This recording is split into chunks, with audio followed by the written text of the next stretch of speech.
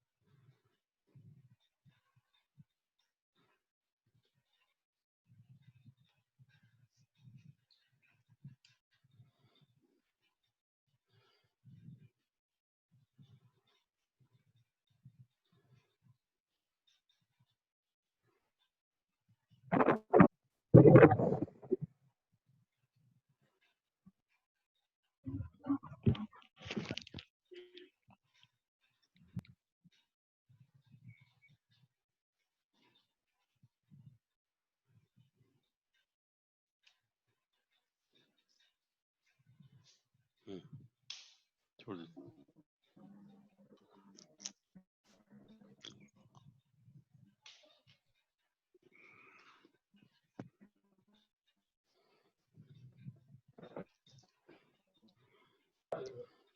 चलिए 5 मिनट्स हो गया, फिर स्टार्ट करते हैं। Yes sir. एक आध दिन अभी और लगेगा इसमें।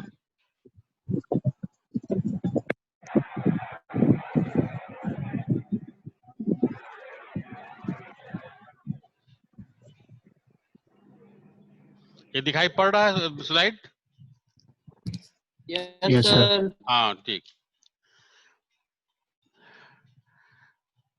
सो कंटेंट में हो गया कि लेसर मोमेंटम का नोट्स आएगा तो आप तैयार कर लीजिएगा। जो फ्री मार्जिन है उसमें रहेगा portal vein, hepatic artery and bile duct, lymphatics, lymph nodes, hepatic nerve plexus, ये सब रहेगा right free margin of the lesser omentum में। और अलोंग द लेसर कर्वेचर जो है वहां रहेगा vessels, right gastric vessels, left gastric vessels and few lymph nodes और गैस्ट्रिक नर्व्स। जो ऑटोनॉमिक नर्व्स है वैगस नर्व्स के थ्रू आता है, वो बनाता है गैस्ट्रिक नर्व, उसमें प्लेक्सस बनता है स्टमक के पास में, फिर लिवर के पास जाता है। So these are all the parasympathetic supply from the vagus and sympathetic supply from the sympathetic cord। तो ऑटोनॉमिक नर्वस सिस्टम से सप्लाई है पूरा विस्टा का। तो यहाँ पर वेसल्स रहेगा, right gastric vessels and left gastric vessels. तो राइट गैस्ट्रिक वेसल्स ये branch of common hepatic artery, जो सिलियक ट्रंक का ब्रांच है वहां से कॉमन हिपैटिक आर्टरी निकलेगा, स्प्लेनिक आर्टरी निकलेगा और एक लेफ्ट गैस्ट्रिक आर्टरी निकलेगा। तो 3 डायरेक्ट ब्रांच है सिलियक आर्टरी का, सिलियक ट्रंक या सिलियक आर्टरी का। तो left gastric artery is direct branch of the coeliac trunk और एक स्प्लीनिक आर्टरी हो गया जो स्प्लीन की तरफ जाएगा, और एक होता है common hepatic artery. Common hepatic artery divide करता है गैस्ट्रोड्यूोडेनल में एंड राइट गैस्ट्रिक में, और गैस्ट्रोड्यूोडेनल फिर जो है बनाता है पैकेटोड्यूोडेनल और ये right gastroepiploic artery. So right and left gastric artery is found in the lesser omentum around the lesser curvature. यहाँ देखिए ये है, इधर से जा रहा है तो राइट गैस्ट्रिक आर्टरी होगा, इधर से आ रहा है वो लेफ्ट गैस्ट्रिक आर्टरी होगा। लेफ्ट गैस्ट्रिक आर्टरी सीधे सीधे ट्रंक से आ जाएगा, ये जो आएगा वो आएगा गैस्ट्रोड्यूोडेनल आर्टरी का ब्रांच होगा, कॉमन हेपेटिक आर्टरी का ब्रांच होगा, कॉमन हेपेटिक आर्टरी से आएगा। सो this is the content of the lesser omentum. ये फ्री बॉर्डर में तीनों दिखा रहा है, पोर्टल वेन, हेपेटिक आर्टरी और यहाँ बाइल डक्ट, इधर हो गया वेसल्स, या नर्व भी रहेगा, नर्व प्लेक्सस रहेगा। तो this is content of the lesser omentum. तो अटैचमेंट जान गए और इसका कंटेंट, ये दो चीज लिखना है लेसर ओमेंटम के बारे में। तो ये लेसर ओमेंटम ग्रेटर ओमेंटम में ये fold of peritoneum from the organ to organ या organ to an free air में हैंग कर रहा है। ग्रेटर ओमेंटम तो हैंग कर रहा है, लेसर ओमेंटम है जो लीवर और स्टमक के बीच में अटैचमेंट है, पेट्रोनियम का अटैचमेंट है।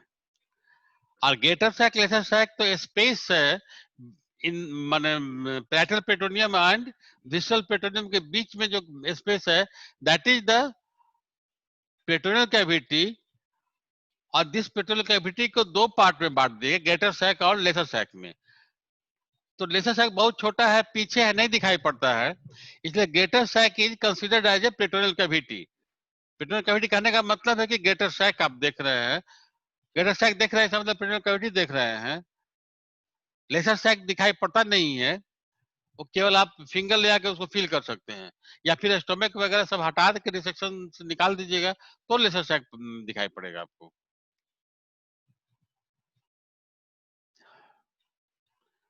हाँ चलिए, तो फिर नाउ द कभी कभी एपिप्लोइक फोरामेन पे भी नोट्स रहता है, तो आप यहाँ देखें इस फिगर में, this one is the stomach, ये ग्रेटर कर्वेचर है जहां से ग्रेटर ओमेंटम हैंग कर रहा है, ये ग्रेटर ओमेंटम है, ये दिख रहा है वो ट्रांसवर्स कोलन है, यहाँ से वहां ट्रांसवर्स कोलन जाता है। ये है लेसर ओमेंटम, लेसर कर्वेचर, और ये लेसर ओमेंटम जो लीवर और स्टमक के बीच में है।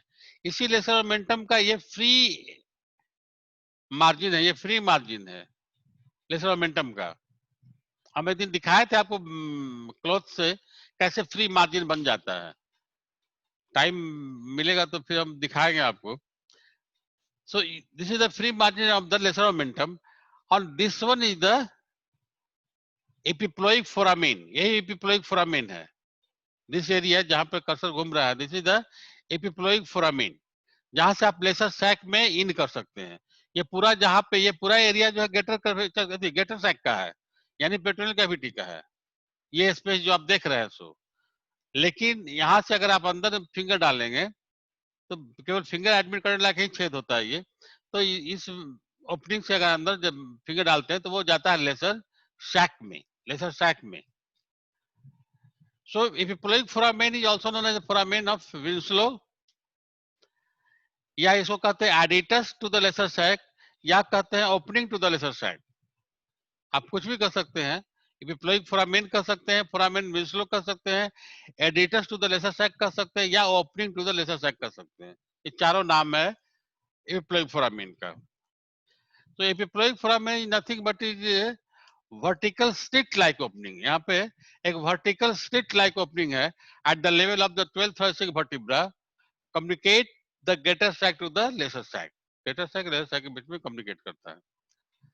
नाउ द बाउंड्री, अब इसका बाउंड्री एक ऊपर होगा एक नीचे होगा, superior, inferior, anterior and posterior. इधर एंटीरियर हो जाएगा, इधर पोस्टीरियर, इधर हो जाएगा सुपीरियर, इधर नीचे हो जाएगा इंफीरियर। तो एंटीरियर बाउंड्री क्या हो गया, ये एंटीरियर है, तो free margin, right free margin of the lesser omentum, ये है एंटीरियर बाउंड्री हो गया, right free margin of the lesser omentum containing portal vein, hepatic artery and bile duct. तीन स्ट्रक्चर है फ्री मार्जिन में, तो ये एंटीरियर बाउंड्री कहलाएगा एपिपेलिक फोरामेन का। Right free margin of the omentum having containing portal vein, hepatic artery and bile duct.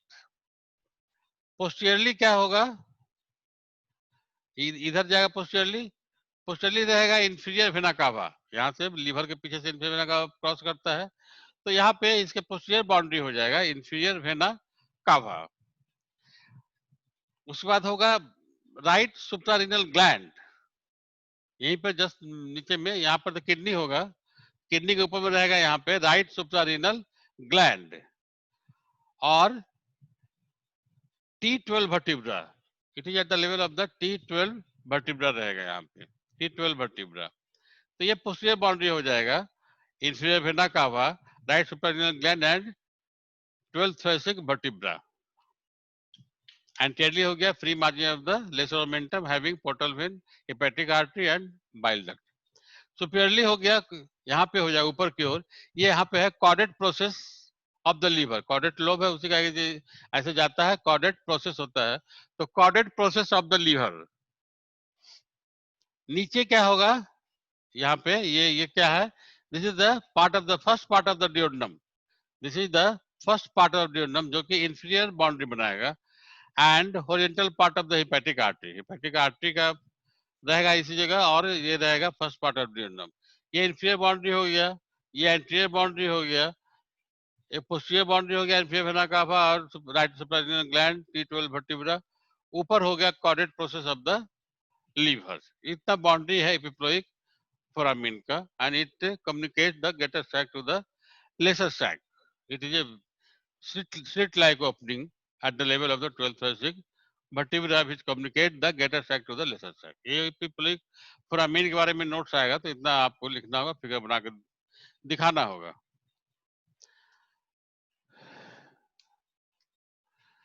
अब आइए mesentery पे, मिजेंट्री क्या है। So mesentery is a broad fan shaped fold of peritoneum, it is a broad fan shaped, एक जो and है वो थोड़ा छोटा है, दूसरा एंड बड़ा है, ज्यादा ब्रॉड है, तो it is broad fan shaped fold of peritoneum which suspend the coil of a small intestine from the posterior abdominal wall। posterior abdominal wall से हैंग कराता है लूप ऑफ इंटेस्टिन को, स्मॉल इंटेस्टिन को, coils of small intestine को, जेजनम को, आलियम को, उसको hang कराता है। आप यहाँ पे इस फिगर अगर दिखाई पड़ रहा है तो ये है मिजेंट्री, ये है मिजेंट्री, ये जो फोल्ड पेटोनियम है जिससे ये लूप है, लूप देख रहे हैं, ये स्मॉल इंटेस्टिन का आलियम का लूप है, और इसी लूप से ये जो है ये मिजेंट्री है, यहाँ पोस्टीरियर एब्डोमिनल वॉल तक अटैचमेंट है, यहाँ से हैंग कर रहा है ऐसे, ये पूरा हैंग कर रहा है। ये तो असेंडिंग कोलन हो गया, यहाँ से यहाँ असेंडिंग कोलन हो गया, ये ट्रांसवर्स कोलन है जो उलट करके उधर कर दिया गया है, ये है ग्रेटर ओमेंटम जो उल्टा हुआ है, ऊपर की ओर उलट दिया गया है, ये ग्रेटर ओमेंटम हो गया, ये हो गया ट्रांसवर्स कोलन हो गया, यहाँ है असेंडिंग कोलन, और यहाँ पे जो है वो हो जाएगा रूट ऑफ द मिजेंट्री, यहाँ से ये हैंग कर रहा है, जिसमें हैंग कर रहा loop of the intestine, small intestine, ileum and jejunum। So it is a broad fan shaped fold of peritoneum which suspend the coil of a small intestine from the posterior abdominal wall।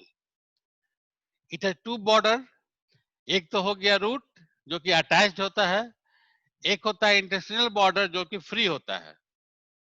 तो it है to border, एक root हो गया, यहाँ पे root होगा जो posterior wall से अटैच हो जाएगा, और जो यहाँ है फ्री है यहाँ पे, this is the free border और इंटेस्टिनल बॉर्डर, और द इंटेस्टिनल बॉर्डर है।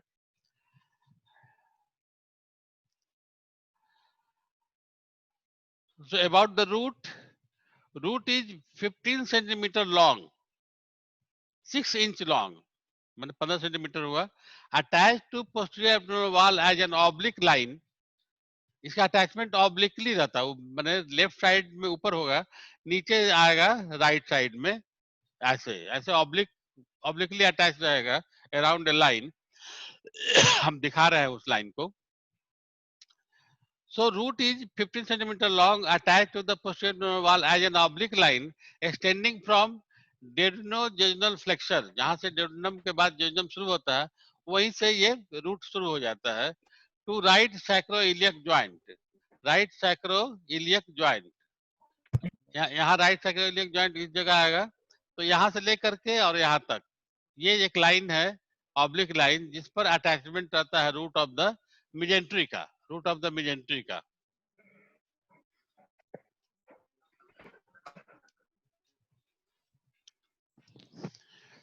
So attachment of the root जो है, it passes over या crosses over the third part of duodenum, then the aorta, then the inferior vena cava, then the right ureter and then right psoas major muscle. एक figure आप देखें, ये वाला figure, ये देखिए, ये रूट का अटैचमेंट का लाइन, ये this is the oblique line which passes downwards from left to right. It descends downwards from left to right. This one is the duodenojejunal flexure. This one is the duodenojejunal flexure. यहाँ पर ये duodenum खत्म हो रहा है, यहाँ से duodenum शुरू होगा, तो this junction is known as duodenojejunal flexure. तो यहाँ से ये रूट का अटैचमेंट शुरू हुआ. सो पहले आया थर्ड पार्ट ऑफ द डियोडेनम, जहां पर इंफीरियर मेजेंट्रिक आर्टरी इन करता है डियोडेनम में, वहां से शुरू होता है. Then it crosses over the aorta, इसके पीछे देखना ये एओर्टा है. उसके बाद क्रॉस करेगा इंफीरियर वेना कावा को, उसके बाद क्रॉस करेगा राइट यूरेटर को, देख रहे हैं. And this muscle is the right psoas major muscle, right psoas major muscle. It also passes over the right psoas major muscle. So there are 5 structures: the third part of duodenum, the aorta, the inferior vena cava, the right ureter and right psoas major muscles. So root crosses over these 5 structures during its attachment to the posterior abdominal wall. So ये हो गया, तो ये root के बारे में हो गया. द फ्री बॉर्डर जो है, ये वाला बॉर्डर जो है, जो कि इंटेस्टाइन से लगा हुआ है, इंटेस्टाइन को कवर करके यहाँ पर जो बॉर्डर बनेगा, फ्री बॉर्डर कहलाएगा. तो this free border is 6 metre long. वो था 15 सेंटीमीटर लॉन्ग, रूट जो है छोटा सा है, और उससे हैंग कर रहा है 6 मीटर लॉन्ग इंटेस्टाइन. 6 मीटर मतलब 600 सेंटीमीटर, यानी 40 times more than the root. 40 times more than the root. 15 centimetre कहाँ 600 सेंटीमीटर, 600 सेंटीमीटर. 20 फीट लॉन्ग होता है माने ये स्मॉल इंटेस्टाइन, जो कि so this free border encloses the jejunum and the ileum. 20 feet long, 20 feet long jejunum and ileum. So this is the free border. ये free border हो गया. ये हो गया फिक्स बॉर्डर, यानी root of the attach border, root of the mesentery. ये root हो गया, और ये बाकी जो हो गया वो हो गया फ्री बॉर्डर. आप कभी देखा होगा ये फिशिंग करते हुए जाल जो फेंकता है, ये मछली पकड़ने वाला, तो उसमें आप देखते हो कि हाथ में जो रहता है उसका वो रूट हो गया, बाकी चारों तरफ वो पूरा का पूरा ऐसे फैल जाता है पूरा इसमें पानी के ऊपर में. तो वो पूरा जो हो जाएगा वो फ्री बॉर्डर हो जाएगा. जो हाथ में इसके रहता है वो अटैच्ड बॉर्डर हो जाएगा. So difference in the length, कहाँ 6 इंच कहाँ 6 feet. So difference between length of root and free border result in the formation of fold or frill-like arrangement. क्या होगा, फैन देखें, पंखा देखें, तो पंखा का रूट छोटा होता है, और जो इधर से फ्री बॉर्डर जो पंखा का होता है, फैन का, हाथ वाला पंखा, तो तार वाला पंखा बारे में बोल रहे हैं, बिजली वाला पंखा नहीं.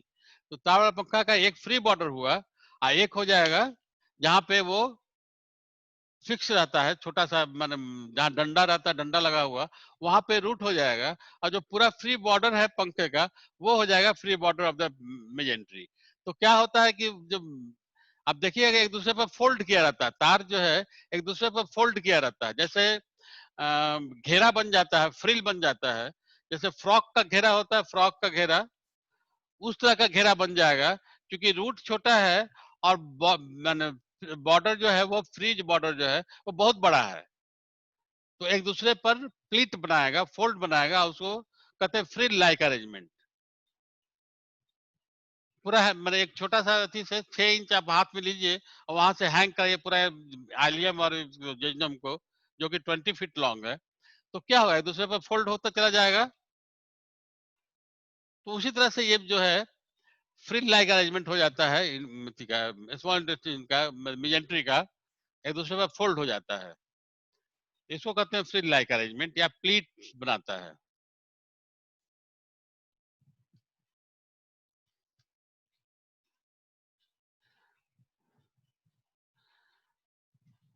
सो लेंथ जो है मिजेंट्री का परमिट्स फ्री मोबिलिटी, लेंथ बहुत है इसलिए मोबिलिटी भी काफी हो सकता है। Fat is most abundant near the root of lower mesentery, fat रहता है मिजेंट्री में। आप जानते हैं कि प्लेटोनियम जो है फैट स्टोर हाउस है फैट का, मिजेंट्री में बहुत सारा फैट होता है, लेकिन it is more in the lower part of mesentery and near the root of the mesentery. Periphery में कम होता है, फ्री बॉर्डर की तरफ कम होता है, और जहाँ पे लोअर पार्ट ऑफ मिजेंट्री है वहां ज्यादा होता है फैट, रूट के निकट। So fat is most abundant near the root of the lower mesentery.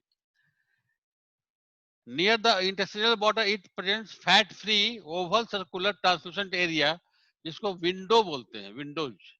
आप देखेंगे जब उसको फैला कर देखेंगे स्प्रेड करके मिजेंट्री को, तो फ्री बॉर्डर के पास में आपको ट्रांसलूसेंट सर्कुलर या ओवल एरिया दिखाई पड़ेगा, जिसमें फैट नहीं रहेगा, केवल मेम्ब्रेन ऐसा रहेगा।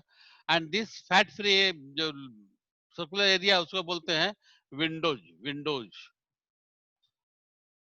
तो डिसेक्शन करेंगे तो अभी दिखाई पड़ेगा।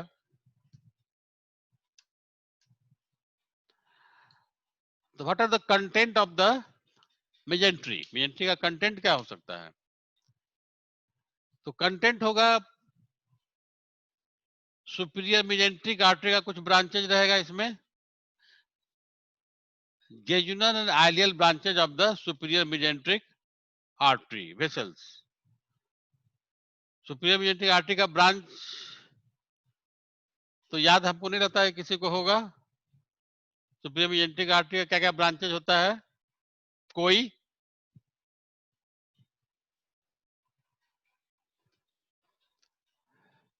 सीलियक ट्रंक का 3 ब्रांच हुआ, left gastric, splenic and common hepatic artery. Superior mesentery का 5 ब्रांच होता है, इन्फीरियर मिजेंट्री का फिर 3 ब्रांच होता है। 3 ब्रांच होता है। हाँ, तो सुपीरियर मिजेंट्री का 5 ब्रांच में क्या क्या नाम होता है? Inferior pancreatic artery, inferior pancreatic artery, हाँ यस, मिडिल कोलिक आर्टरी, हाँ right colic right artery colic और आर्टरी, हाँ, ileocolic artery ileocolic ileocolic artery, artery, हाँ और ज्यूजनल आर्टरी। इलियल और जनरल ब्रांच। हाँ, तो राइट साइड में निकलेगा, पहला ब्रांच निकलेगा इंफीरियर पैंक्रेटिक आर्टरी जो ऊपर की ओर जाएगा, उसके बाद निकलेगा middle colic artery transverse colon में जाएगा, और इधर जो हो जाएगा राइट कोलिक आर्टरी, और नीचे जो है इलियोसिकल जंक्शन की तरफ होगा इलियोकोलिक आर्टरी। ये इतना राइट ब्रांचेज हो गया, और लेफ्ट साइड में जेजुनल आलियल ब्रांचेज निकलेगा जो मिजेंट्री में रहेगा। 2 मिजेंट्री में, हाँ सर मिडिल कोलिक आर्टरी का 2 ब्रांच हो जाएगा सर। हाँ, मिडिल कोलिक आर्टरी नाम तो मिजेंट्रिक आर्टरी से तो ब्रांच एक ही निकलेगा ना, मिडिल कोलिक आर्टरी। हाँ यस सर। हाँ, फिर 2 में बट जाएगा, लेकिन 5 ही ब्रांच का नाम बोलते हैं हम लोग, inferior pancreatic, middle colic, right colic, ileocolic, और इधर जो हो जाएगा वो हो जाएगा जेजुनल एंड आलियल ब्रांचेज।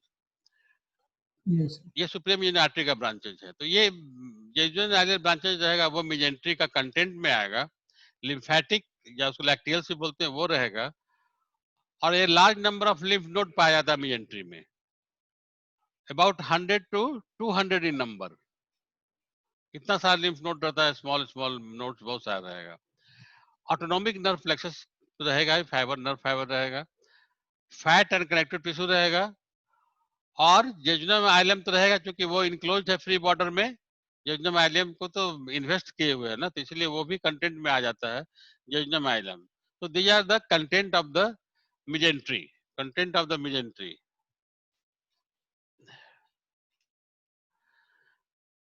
ये तो कंटेंट हो गया। दूसरा पॉइंट है ब्रेथ ऑफ मिजेंट्री। ब्रेथ हुआ जो रूट से लेकर के माने इंटेस्टाइन तक का जो डिस्टेंस हुआ, that is the breadth of the mesentery. So it is average 15 centimetre on average.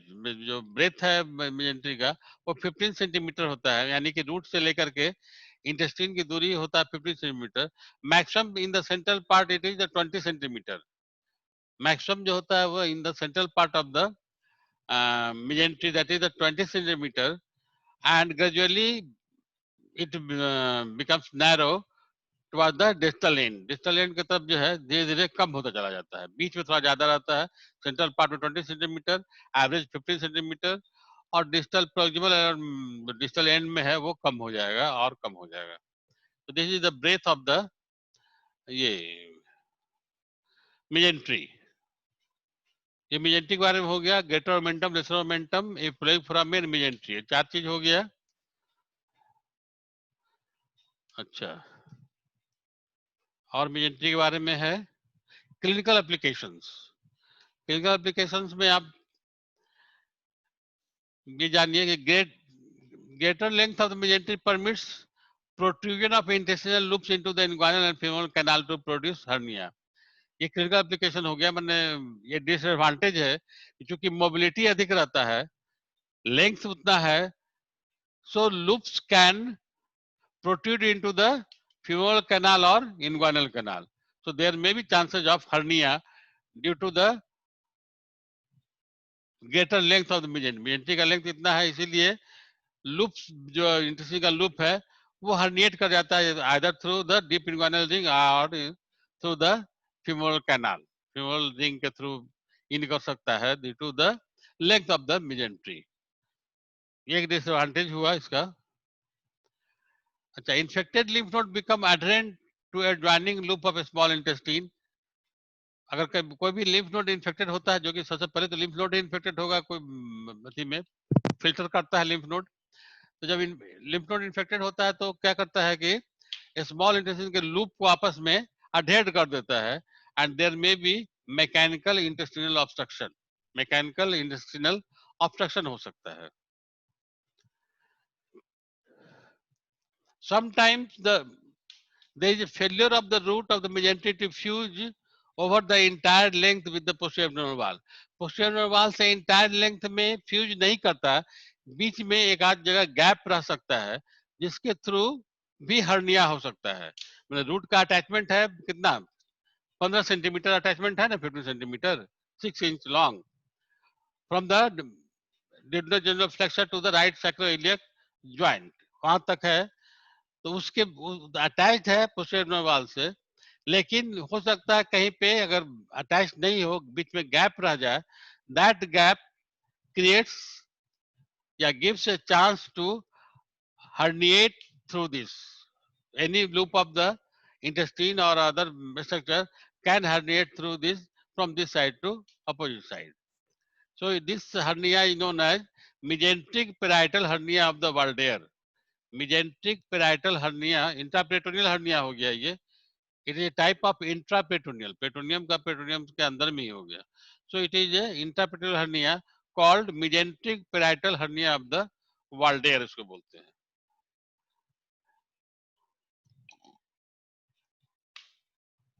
Right? Yes, sir. An acute terminal mesenteric lymphadenitis is indistinguishable from the acute appendicitis.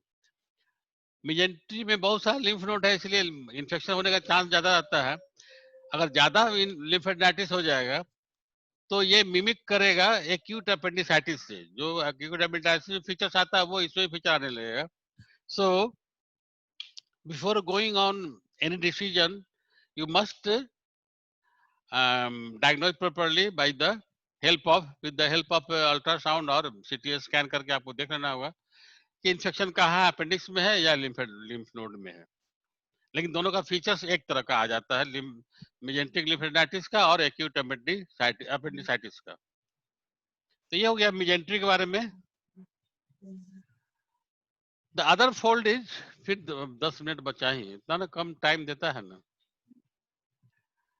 Other fold is mesoappendix. इसके बाद time खत्म हो जाएगा, फिर अगले दिन class लेंगे अगर खत्म हो जाता है 10 मिनट में. तो ये है, आप देख रहे हैं, ये अपेंडिक्स है एट द इलियोसिकल जंक्शन। ये सीकम है, दिस इज द सीकम, ये असेंडिंग कोलन हो जाएगा, and this is the ileum which opens into the caecum. इसको कहते हैं आलियो, ये हो गया आलियोसिकल जंक्शन। वहीं पे अपेंडिक्स जो है बाहर निकलता है, यहीं पे छोटा सा ये अपेंडिक्स है। एंड दिस अपेंडिक्स का जो पेटोनियल फोल्ड होता है ये वाला, इसको बोलते हैं मीजो अपेंडिक्स। तो दिस इज द मिजेंट्री, ये स्मॉल इंटेस्टाइन है तो ये मिजेंट्री हो जाएगा। उसी के पोस्टीरियर लेयर से अपेंडिक्स एक फोल्ड बना लेता है जिसको बोलते हैं mesoappendix. This is triangular fold of the peritoneum which hang the appendix. Importance इसका केवल इतना ही है कि इसमें अपेंडिकुलर आर्टरी रहता है, यहाँ पे अपेंडिकुलर आर्टरी रहेगा, that is branch of the ileocaecal artery. तो यहाँ पर अपेंडिकुलर आर्टरी रहता है, तो जब भी अपेंडिक्स का ऑपरेशन करते हैं, अपेंडिसेक्टोमी करते हैं, इसको काट के यहाँ से हटाते हैं, तो आर्टरी को लैगेट करना होता है, बांधना होता है। तो पहले यहाँ पर एक छेद करते हैं, ओपनिंग करते हैं, उसके बाद यहाँ से एक थ्रेड खींच करके ये पूरे पेटोनियम के फोल्ड को, मीजो अपेंडिक्स को विथ आर्टरी के साथ बांध देते हैं। बांध के इसको अपेंडिक्स को यहाँ से फ्री कर देते हैं, यहाँ से काट देते हैं, यहाँ बंधा जाता है, तो यहाँ से फिर इसको कट कर देते हैं, तो अपेंडिक्स नीचे फ्री हो जाता है। तब यहाँ पे जो है रूट के पास में इसको बांध के इतना बाकी अपेंडिक्स को फ्री करके निकाल देते हैं, काट कर निकाल देते हैं। यही इतना इसका ये। तो mesoappendix is triangular fold of the peritoneum from the posterior layer of the mesentery. यही हो गया इसका मीजो अपेंडिक्स के बारे में। This is the transverse mesocolon. This fold of the peritoneum is transverse mesocolon. जो ट्रांसवर्स कोलन है उसका पेटोनियल फोल्ड है, दिस इज ट्रांसवर्स मीजोकोलन। इसका भी एक अटैच बॉर्डर होगा यहाँ पे, ये फ्री बॉर्डर हो गया जो कि ट्रांसवर्स कोलन को कवर किए हुए है, और यहाँ पे अटैच बॉर्डर होगा। सो इट रूट जो इसका है दिखाते हैं, ये रूट है, ये जो है ट्रांसवर्स मीजोकोलन का रूट अटैच है from right flexor, right end of the transverse colon, ये हो गया left end of the transverse colon. तो यहाँ से लेके यहाँ तक इसका रूट ट्रांसवर्स मीजोकोलन का अटैच रहता है। तो up to the head of the pancreas and anterior border of the body of the pancreas, इसी के ऊपर ये अटैचमेंट होता है root of the transverse mesocolon का, ट्रांसवर्स मीजोकोलन का, over the head of the pancreas and the anterior border of the body of the pancreas. तो ये हो गया ट्रांसवर्स मीजोकोलन, ये वाला। एक और स्ट्रक्चर है peritoneal fold, that is the sigmoid mesocolon. क्योंकि असेंडिंग कोलन और डिसेंडिंग कोलन का मिजेंट्री नहीं होता है, it is the retroperitoneal structure. Ascending colon और डिसेंडिंग कोलन जो है दोनों रेट्रोपेटोनियल हो जाता है, इसका कोई पेटोनियल फोल्ड नहीं होता है। तो यहाँ ट्रांसवर्स कोलन का हो गया, और यहाँ पे फिर इसका रहता है, क्या कहते हैं, सिग्मॉइड कोलन का, इसको बोलते हैं सिग्मॉइड मीजोकोलन। इसका रूट जो अटैच रहता है, it is attach in the inverted V shaped area. You can see the figure, ये है सिग्मॉइड मीजोकोलन, ये देख रहे हैं, ये वाला, ये सिग्मॉइड मीजोकोलन है। तो it is a triangular structure, यहाँ रूट होगा, तो रूट इज अटैच, ये देख रहे हैं blue line, it is the V shaped area, root is attached as a inverted V shaped area, apex of which, ये अपेक्स हो गया, apex of which is attached to the bifurcation of the common iliac artery. ये common iliac artery है जिसका external iliac artery और internal iliac artery में division होगा, यहीं पर है लेफ्ट यूरेटर, तो इसी जगह अपेक्स इसका अटैच रहता है। इसका ये हो जाएगा लेफ्ट लिम्ब, ये हो जाएगा right limb. So left limb extend over the left external iliac artery, left external artery के ऊपर में एक्सटेंड होगा, और इसमें रहेगा इसका क्या कहते हैं, कोलिक ब्रांचेज रहेगा इंफेमिजेंट्रिक आर्टरी का, लेफ्ट कोलिक ब्रांचेज रहेगा इसमें, इस फोल्ड में पेटोनियम में।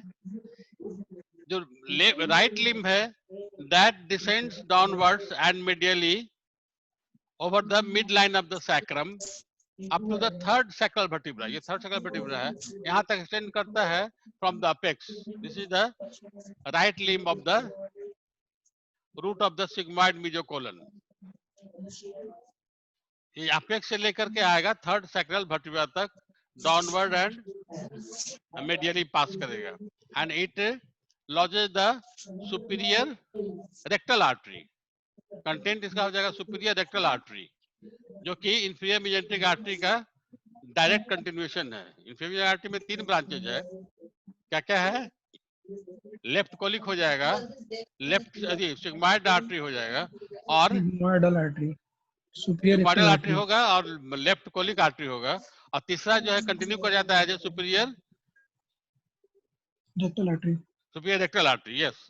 तो इस लिम्ब में रहेगा सिग्मॉइड आर्टरी, इसमें रहेगा सिग्मॉइडल आर्टरी, माने लेफ्ट लिम्ब में, जो कि एक्सटर्नल आर्टरी के ऊपर से रन कर रहा है, और इस फोल्ड में रहेगा superior rectal artery, superior rectal artery रहेगा इस फोल्ड में। तो ये सिग्मॉइड मेसोकोलन है।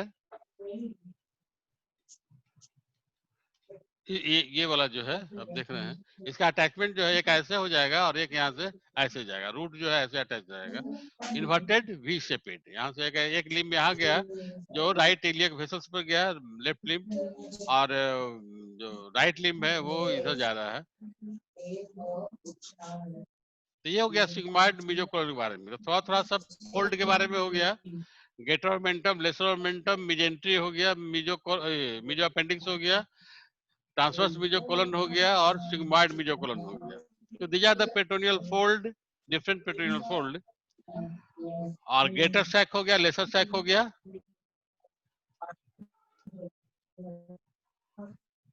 ये तो कुछ नहीं है, तो लीवर है, ये फैल्सिफॉर्म लिगामेंट हो गया, कोरोनरी लिगामेंट हो गया।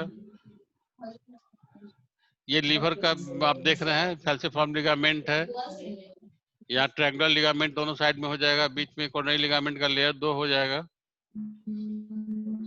यहाँ देखिए ये लिगामेंटम टेरिस हो जाएगा,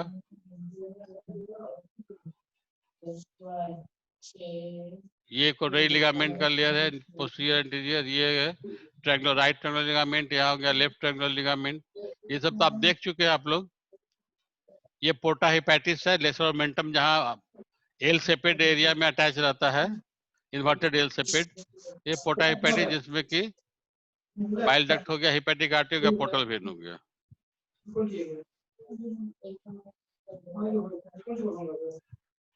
एक इसमें आप देख सकते हैं कि inferior layer of coronary ligament है ये वाला। It cover the part of the anterior surface of the right kidney, right kidney का एंटीरियर सरफेस को कवर कर रहा है। And second part of the duodenum, right colic flexure, and forms a hepatorenal pouch of Morrison। इस जो gap है, इस pouch जो बन रहा है पेट्रोनियम का, इसको बोलते हैं, ग्रेटर सैक से के कंटिन्यूएशन बनेगा, इसको बोलते हैं hepatorenal pouch of Morrison. Hepatorenal pouch, इस पर नोट आता है कभी लिखने के लिए, hepatorenal pouch of Morrison. So this pouch is clinically important because this is the most dependent cavity or dependent part in the supine position। supine position सबसे dependent part यही है, इसलिए any amount of fluid, बहुत थोड़ा भी रहेगा fluid अगर petrol cavity में, so it tends to accumulate here in the supine position, and then you can diagnose by the ultrasound or CT scan कि यहाँ पर fluid है। ऐसे अगर आप खड़ा करके कुछ आप एक्सरे या जो भी करें तो आपको दिखाई नहीं पड़ेगा फ्लूइड, लेकिन अगर आप सुपाइन पोजीशन में सुला दें उसके बाद आप उसको देखेंगे तो जितना फ्लूइड इधर सब इधर उधर है सब आकर के यहाँ पे हिपैटोरीनल पाउच में जमा हो जाएगा। इसका एक फिगर हम आपको दिखाते हैं।